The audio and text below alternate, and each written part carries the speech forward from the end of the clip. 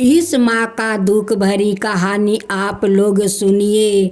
एक बेटा से ज़्यादा एक पालतू पशु कैसे भगवान और यमराज से मिनती करते हैं। आज आप एक माँ का दुख भरी कहानी सुनिए। अपना संतान अपना माँ को तो पूछता नहीं है, लेकिन एक पालतू पशु उसका माँ को साथ कभी नहीं छोड़ता है। एक रोमा नाम का एक औरत थी। उनकी एक छोटा सा बेटा था। जब बेटा 5 साल का हुआ तो उनके पति को मृत्यु हो गया। रोमा छोटे से एक कुत्ता का बच्चा को पोस रखी थी। उनकी पति का मृत्यु के बाद रोमा तो बहुत चिंता में पड़ गई कि अब मैं क्या करूं, कहाँ जाऊं, क्या करूं। मैके में जाऊंगी तो मेरा माता पिता तो नहीं है, मेरे भैया और भाभी 1 दिन 2 दिन तो मुझे इज्जत करेंगे, लेकिन 30 दिन तो इज्जत नहीं करेंगे। जब कुछ दिन हो जाएगा तो भाभी लोग तो मुझे बोझ समझ लेगी और ना जाने मेरे साथ कैसे व्यवहार करेगी। ये सब कुछ सोच कर रोमा कहने लगी कि नहीं, मैं आदमी का घर में बर्तन मांज कर अपना बच्चा को पोषण पालन करूँगी, लेकिन मैके जाकर अपना भैया और भाभी को बोझ नहीं बनूंगी। मैं बर्तन मांज कर अपना पेट पालूंगी, अपना बच्चा को पोषण पालन करूंगी। रोमा आदमी का घर में बर्तन मांजने लगी। बर्तन मांज कर अपना बेटा को पोषण पालन करती है। जब बेटा 12 हो जाता है तो एक दिन बेटा वो शादी करके पत्नी को घर में ले आता है। जब माँ कहती है कि बेटा तू बिना पूछे मुझसे तू क्यों शादी करके पत्नी ले आया। पत्नी कहती है कि शादी करना कोई अपराध है, क्यों नहीं करेगा, शादी करके ले आया है तो कोई अपराध नहीं किया है।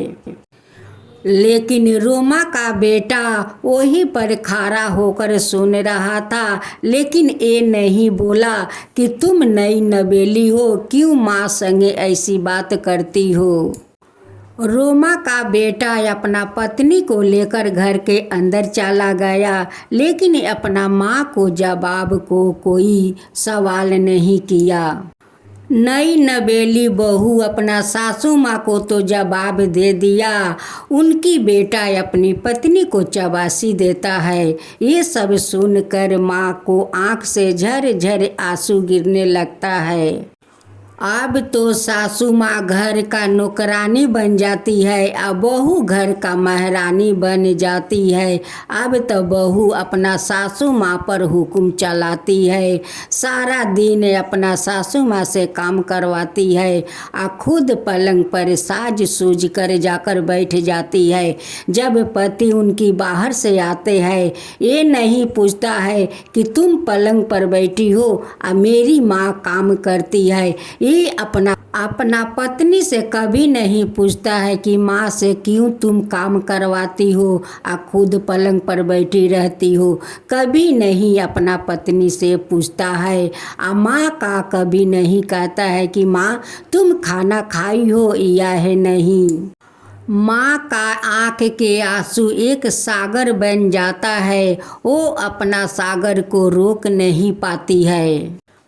सासू माँ सारा दिन घर के काम करती है, खाना बना लेती है। जब उनकी पति बाहर से आते हैं तो दोनों पति पत्नी कांसा के बर्तन में लेकर बड़े प्रेम से खाना खाते हैं और सासू माँ के टूटे फूटे बर्तन में बचे ऊँचे खाना दे देती है।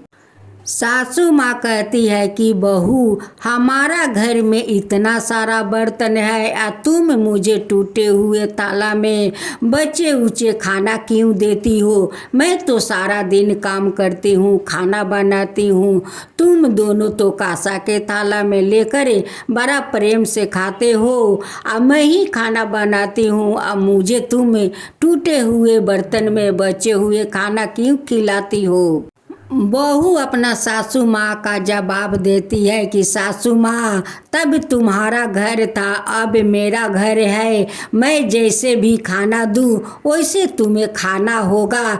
लेकिन बेटा एक भी बात अपना पत्नी को नहीं कहता है कि माँ के साथ तुम ऐसा व्यवहार क्यों करती हो। एक दिन बहू अपना मैके वालों को बुलाती है और घर में पार्टी रखती है और सारा दिन सासू माँ से काम करवाती है, खाना बनवाती है। जब खाना तैयार हो जाता है तो बहू अपना सासू माँ से कहती है कि सासू माँ, मेरे मैके वालों को खाना परोस दो।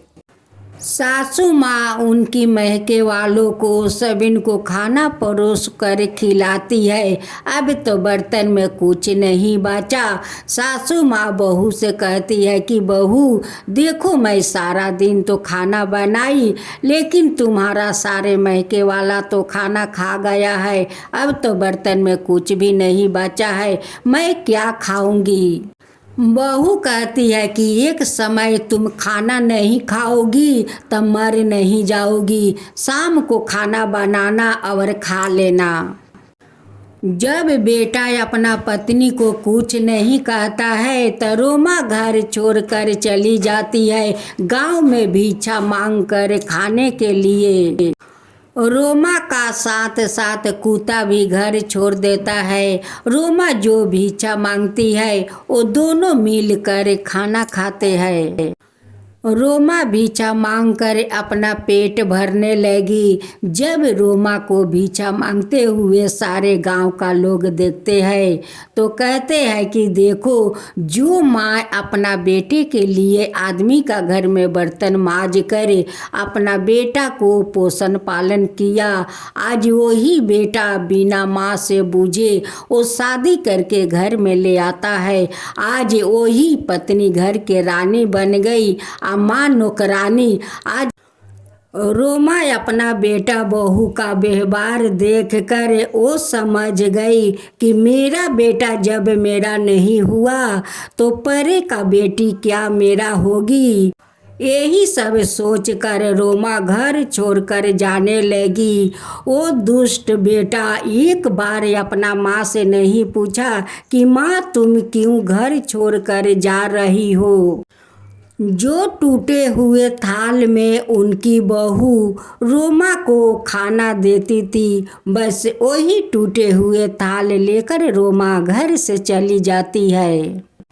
मेरी माँ एक कहावत कहती थी कि आए हाय बूढ़ापा मिलत नहीं जागा, हाय रे जवानी रहे के अकेला। वही रोमा के साथ हुआ था कि आज उस बेचारी रोमा का बुढ़ापा आया तो नहीं सोने का अच्छा बिस्तर और नहीं खाने का अच्छा भोजन मिलता था। उस बेचारी करती तो क्या करती, उन्हें तो भिक्षा के सिवा कुछ उपाय नहीं था। अगर लोग सारा दिन काम करे और उनकी पेट भर का भोजन ना मिले तो वो क्या करेगी। वही तो बहू अपना सासू माँ के साथ की और बेटा अपना माँ के साथ है। बेटा बहू का तो चढ़ती जवानी था, उसलिए अकेले घर में दोनों मस्ती करने लगे और माँ जाकर भिक्षा मांगने लगी। जब माँ का बुढ़ापा आया तो रहने के लिए जगह नहीं मिला और वो लोग का जवानी है तो वो लोग अकेले रहने लगा। ऐसा बेटा बहू पर मेरी माँ इस कहावत को कहती थी। रोमा का चिंता के कारण उनकी शरीर थोड़ा कमजोर हो गया था।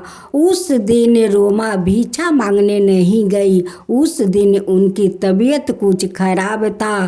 कुत्ता उनकी सारा शरीर को सूंघता है। कुत्ता समझ गया कि इनकी तो शरीर खूब खराब है। वो कुत्ता वो टूटे हुए थाल लेकर जाते हैं और दुआर दुआर जाकर खड़े होते हैं। जो लोग जो पाता है वही उनकी थाला में डाल देते हैं। कूता उस थाला को लिया करे और रोमा के सामने रख देता है। रोमा कहती है कि भैरू, तू आज भिक्षा मांगने गया था, आज चावल और रोटी लाया है। तू कितना मुझे ध्यान रखता है रे, तू कितना रखता है। एक जन्म में तू मेरा बेटा था। रोमा उस चावल और रोटी से अधिक भोजन उस कुत्ता को देती है।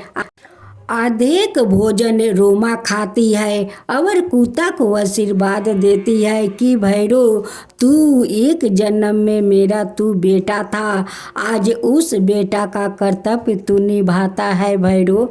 तू निभाता है कि आज मेरा शरीर खराब हो गया है तो तू जाकर भिक्षा मांग कर अब मेरा पेट भरता है रे भैरो, मेरा पेट भरता है तू। ऐसे ही रोमा और उस भैरो को दिन बीतने लगा। बीतते बीतते कुछ दिन हो गया तो एक दिन रोमा चिंता के कारण वो बीमार पड़ जाती है। अब तो रोमा बिछना पर परे परे नहीं खाना खा रही थी या नहीं कुछ बोल रही थी। उसी समय जमराज आते हैं रोमा को लेने के लिए। अब तो भैरो देख लेते हैं कि जमराज तो रोमा को लेकर चले जाएंगे। कूता दोनों हाथ जोड़कर यमराज से कहते हैं कि हे यमराज महाराज, आप रोमा को मत ले जाइए। उन्हें ले जाएंगे तो मेरा क्या होगा, मेरा क्या होगा, उन्हें मत ले जाइए। अब तो यमराज कहते हैं कि नहीं, मैं यम लोग से आया हूँ, रोमा के तो साथ लेकर जाऊँगा। अब तो जमराज रोमा को प्राण लेकर जमलोक जाता है। अब तो भैरो महादेव के पास पहुंच जाता है और महादेव से विनती करते हैं कि हे भोलेनाथ, हे भोले दानी, मेरा रोमा को प्राण लौटा दीजिए, मेरा रोमा को मत ले जाने दीजिए। देखिए भगवान जमराज जी रोमा को प्राण लेकर जमलोक जा रहे हैं, उसे रोक लीजिए, रोक लीजिए। एक तो वो बेटा बहू को मारी हुई बेचारी है, उनकी बेटा बहू उन्हें बहुत दुख दिया है, भगवान बहुत दुख दिया है। वो दुख के कारण वो आकर गाछ के भीरी अपना जिंदगी बिताती है, भगवान जिंदगी बिताती है, उन्हें रोक लीजिए। अब तुम भोलेनाथ को उस भैरो को मिनती सुनकर रोना उनकी देख कर भोला को तो माया आ जाता है उस भैरो पर। भोलेनाथ जमराज जी के पास जाते हैं और कहते हैं कि जमराज, उस रोमा को तुम छोड़ दो, उसे मत ले जाओ, छोड़ दो, उस भैरो के हवाले कर दो, जमराज जी हवाले कर दो। जमराज जी भोलेनाथ से कहते हैं कि हे भगवान, मैं तो यहाँ तक के रोमा को लेकर आ गया हूँ, मैं तो इन्हें अपना साथ जमलोक लेकर जा रहा हूँ, आप क्यों मुझे रोक रहे हैं, क्यों रोक रहे हैं। अब तो भैरो जाकर जमराज जी को पैर पकड़ लेते हैं और रो रो कर कहते हैं कि हे प्रभुनाथ, मेरा रोमा को छोड़ दीजिए, मेरा रोमा को छोड़ दीजिए, मुझसे दूर मत कीजिए, मैं उनकी सहारा हूँ और वो मेरी सहारा है, छोड़ दीजिए। अब तो जमराज जी के भैरो पर माया आ गया। अब भैरो को कहते हैं कि भैरो, तुम मेरे रथ पर उठो, चलो तुम्हारा रोमा को तुम्हारे हवाले कर देता हूँ, जहाँ से उठाकर ले आया हूँ वहीं पर चलो, तुम दोनों को मैं पहुँचा देता हूँ। जमराज जी उसी जगह पर उस रोमा और भैरो को लेकर आते हैं और वहाँ पर एक महल खड़ा कर देते हैं, तब जाकर रोमा को प्राण लौटाते हैं। रोमा जब आँख खोलती है तो देखती है कि वो तो महल में है। कहती है भैरो से कि भैरो, ये महल कहाँ से आया है। भैरोनाथ कहते हैं कि देखो, यही तो प्रभुनाथ है जमराज जी, यही तो जमराज जी यहाँ पर महल खड़ा किया है। देखो हम लोग का घर में कितना सारा धन ये जमराज महाराज जी भर दिए है। जमराज जी कहते हैं कि रोमा, आज से तुम्हारा कोई तकलीफ नहीं होगा। तुम्हारा इस भैरव को श्रद्धा भक्ति देखकर तो मैं बहुत प्रसन्न हो गया, बहुत प्रसन्न हो गया। आज मैं तुम्हें इस महल देता हूँ। इस महल में इतना धन है कि तुम्हारा धन कभी शेष नहीं होगा रोमा, कभी शेष नहीं होगा। यही सब बात रोमा को कहकर जमराज जी अंतर ध्यान हो जाते हैं और उधर बेटा बहू भीख मांग मांग कर खाने लगे। आप लोग देखिए, जो बेटा बहू अपना माता पिता के साथ दुर्व्यवहार करता है, उन्हें दुख देता है, वो कभी सुख से नहीं रहता है, कभी सुख से नहीं रहता है। लोग कहते हैं ना कि दुनिया में भगवान है, अगर भगवान नहीं होते तो दुनिया में संसार नहीं होता है। जो एक हाथे करता है तो दूसरे हाथ से पाता है। कोई बेटा हो अपना माता पिता का साथ ऐसा कभी दुर्व्यवहार ना करे, ना कभी अपना माता पिता को दुख दे। जो दुख देता है वो बाद में वो भी भोगता है। देखो बच्चों, इस कहानी का तरह अपना माता पिता को ऐसा व्यवहार मत करना।